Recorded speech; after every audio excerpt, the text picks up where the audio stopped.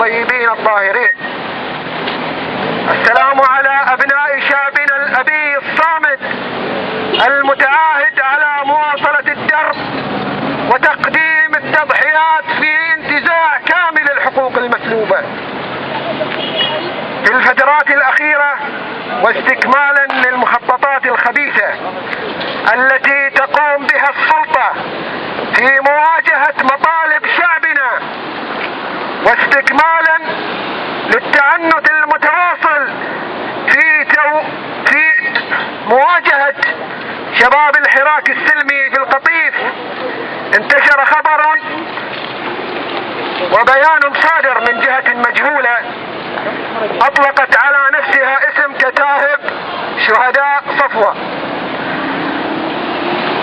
تتبنى فيه عملية رمي زجاجات مولوتوف على مركز الشرطة في صفوة.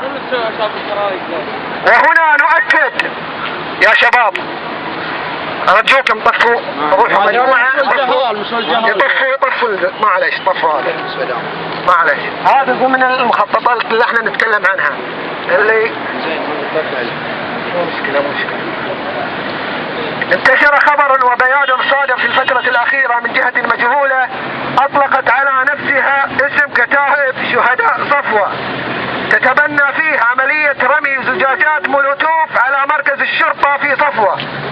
وهنا نؤكد من هذا المكان بأن شباب الحراك السلمي في صفوة يدين هذه الأعمال التي لا تمت لنا بصلة ولا لشباب الحراك السلمي الميداني في هذا المكان.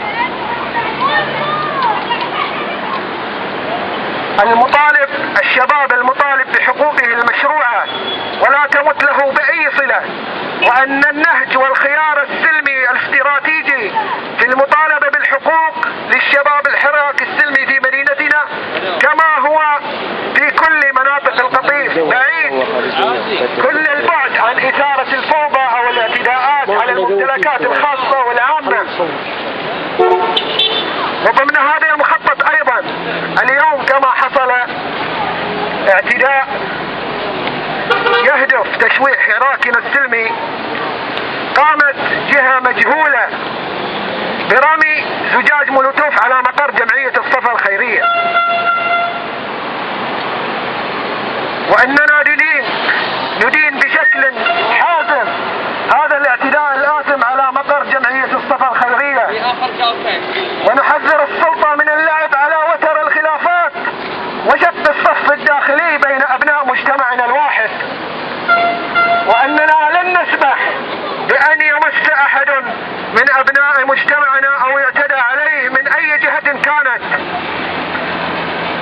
فضلا عن الاعتداءات الواضحة جهارا نهارا من السلطة على أبناء شعبنا، وقد ذهب وسقط على إثرها حتى الآن 8 شهداء، وذهب بها أيضا ضحية مئات المعتقلين.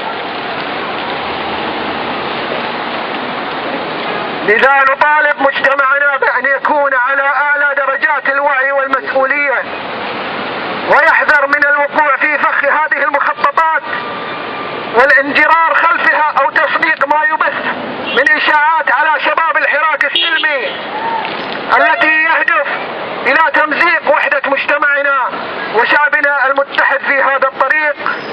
هذا والله الموفق والناصر والمعين، ويمكر الله والله خير الماكرين. شباب الحراك الثوري الصفواني، صدر بتاريخ 29 ربيع الأول لعام 1433 للهجرة. صلوا على محمد وآله.